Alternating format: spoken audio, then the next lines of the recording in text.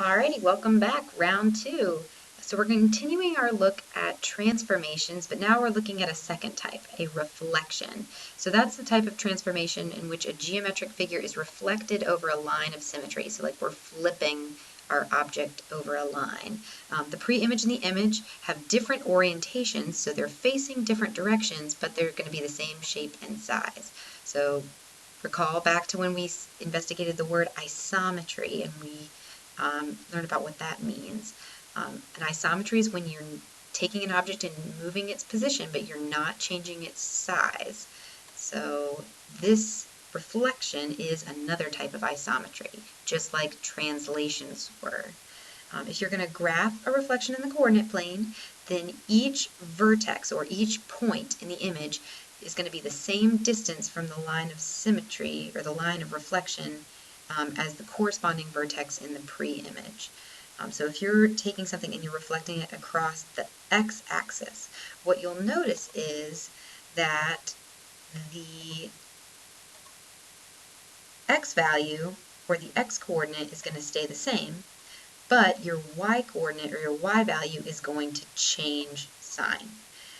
When you flip across the y-axis, then you'll notice that the x-coordinate is going to change sign and the y-coordinate is going to stay the same. So let's add that in there.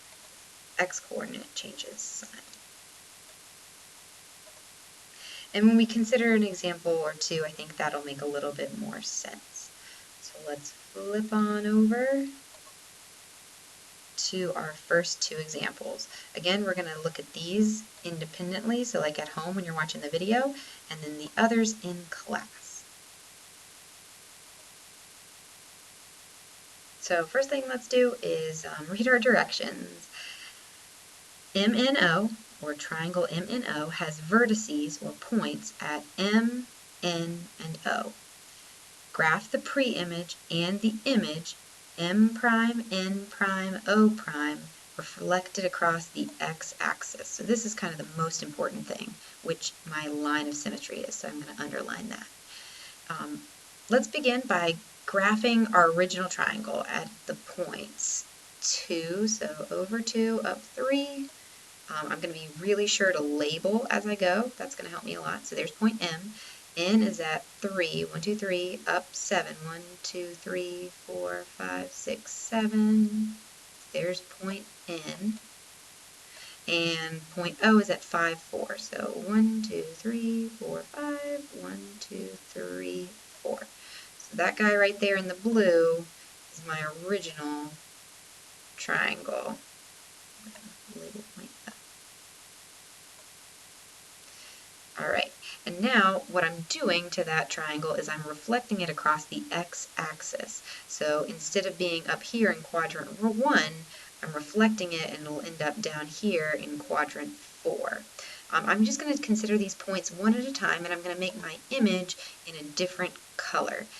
So two different ways that you could figure out where the pre-image is going to be. One is just by kind of counting and looking. If I start with point O, point O is 1, 2, 3, 4 spaces away from the x-axis. So I would need the image, or O prime, to be 1, 2, 3, 4 spaces away from the x-axis, but on the other side. So that's kind of how I figured out where O prime was going to be, just by looking. The other way to find that point would be using the rule from the previous page. If you're reflecting over the x-axis, you're not changing your x-coordinate, you're just changing your y-coordinate. So like point O started out at 5, 4, and I'm leaving the x the same, but to flip it over the x-axis, I'm making the y value the opposite sign. So let's just do that with the other points. Point M is 1, 2, 3 spaces away from my line of reflection, or my line of symmetry. So then the image would need to be 1, 2, 3 spaces away, but on the other side. I'll label it M prime. Last one, point N is 1, 2, 3, 4, 5, 6, 7 spaces away. So I would want to count 1, 2, 3, 4, 5, 6, 7 spaces, but on the other side. And that would be my n prime. And I'm going to connect my dots. Oh, so pretty. Oh, triangles, my most favorite of shapes. So here I've got my pre-image, or my original shape, in blue, and the image down here in red. Gotta go fill in my coordinates though. So since I'm reflecting over the x-axis, point M, x value stays the same, y value changes sign. Point N, x value stays the same, the y value changed sign. So I could get those points by looking over my graph or by applying the rule. So there was a reflection over the x-axis. We're going to do one more. You guessed it, reflecting over the y-axis, so number 2. I'm going to start it out the same way. I'm going to graph my original object. Oh, snap, it's the same as the one up here. So I'm going to use those same points as I did in number 1. Let me go back up there and see what they are. So 2, 3, there's M. 1, 2, 3, 4, 5. 1, 2, 3, 4. There's point O. And there's point N. So the same original shape as number 1. Cool. And this time I'm just reflecting that across the y-axis. So I'll get my red pen out.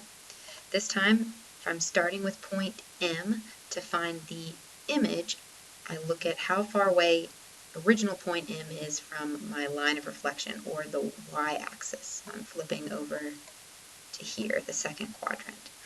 M is 1, 2 spaces away from the line of symmetry, so the image better be 1, 2 spaces away on the other side. I'll label that M prime. I'll go put my coordinate in. The original coordinate was 2, 3. So this time I'm leaving the y value the same, and I'm making the x value opposite sign.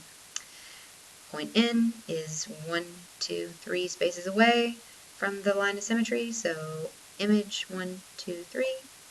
On the other side, it's N prime.